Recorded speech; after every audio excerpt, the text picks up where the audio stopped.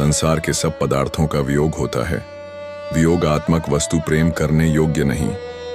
जिसका वियोग निश्चित है उससे प्रेम करने की आवश्यकता नहीं। प्रेम करोगे तो रोना पड़ेगा, और एक ही जन्म में नहीं, कई जन्मों तक रोना पड़ेगा। इस पर एक दृष्टांत है। एक बार महर्षि नारद किसी नगर से होकर जा रहे थे। एक वैश्य ने उनका आतिथ्य स्वीकार किया। उसका प्रेम भाव देखकर उन्होंने उसका एक गिलास दूध पी लिया। वैश्य ने पूछा, महाराज कहाँ से आ रहे हो? नारद जी ने कहा, स्वर्ग से। वैश्य ने पूछा, महाराज अब कहाँ पधारोगे?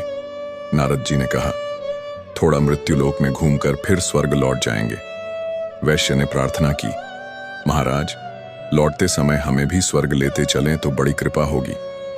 नारद जी ने कहा, अच्छा ले चलेंगे। कुछ दिनों के पश्चात नारद जी घूम फिर कर लौटे तो पूछा, सेठ जी स्वर्ग चलोगे? सेठ जी ने कहा, महाराज चलना तो अवश्य है, पर अभी ये लड़के बहुत छोटे नासमझ हैं। ये लोग गृहस्थी का काम संभाल नहीं सकेंगे। थोड़े दिनों में ये कामकाज संभालने योग्य हो जाए तब चलेंगे।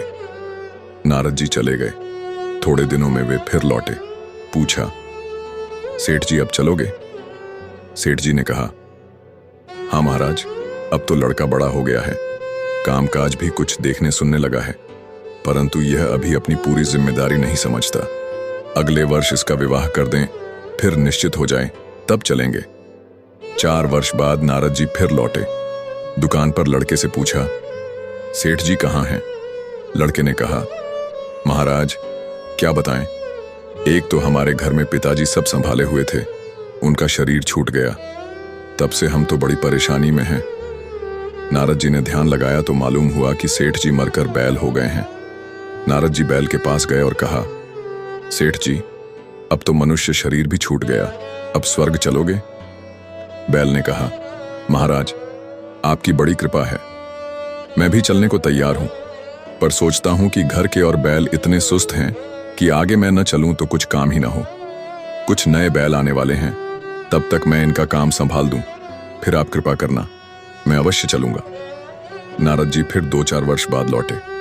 इस बार आए तो बैल नहीं दिखा। लड़के से पूछा, तुम्हारे यहां जो बूढ़ा बैल था वह कहां गया? लड़के ने दुखी होकर कहा, महाराज बड़ा मेहनती बैल था, सबसे आगे चलता था, जब से मर गया है तब से वैसा दूसरा बैल नहीं मिला। नारद जी ने ध्यान करके देखा तो मालूम हुआ कि इस बार सेठ जी कुत्ता होकर घर के आगे पहरा दे रहे हैं। कुत्ते के पास जाकर नारद जी ने कहा, कहो सेठ जी, अब स्वर्ग चलने के संबंध में क्या विचार है?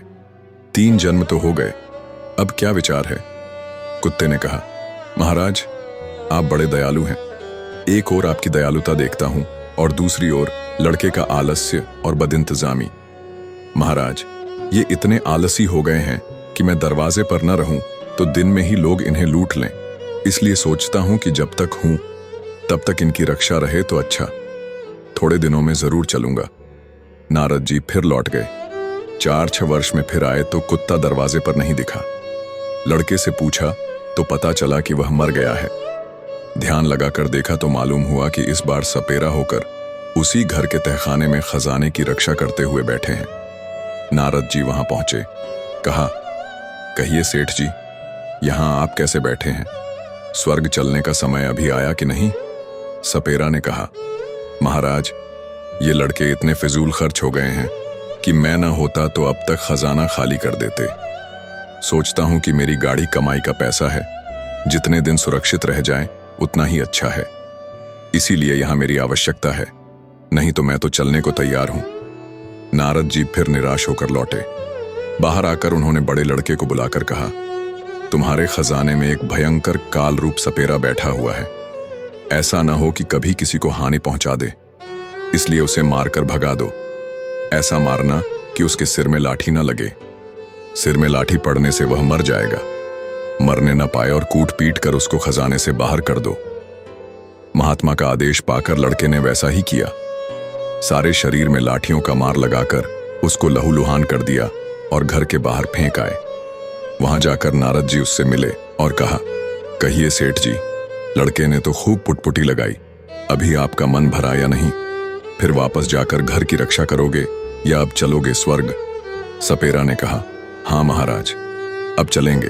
तात्पर्य यह है कि गृह में, पुत्र में, धन में, प्रेम आदि में फंस जाने पर कई जन्म तक वह प्रेम बंधन शिथिल नहीं होता और कई जन्मों तक उसी के कारण अनेक यातनाएं सहनी पड़ती हैं।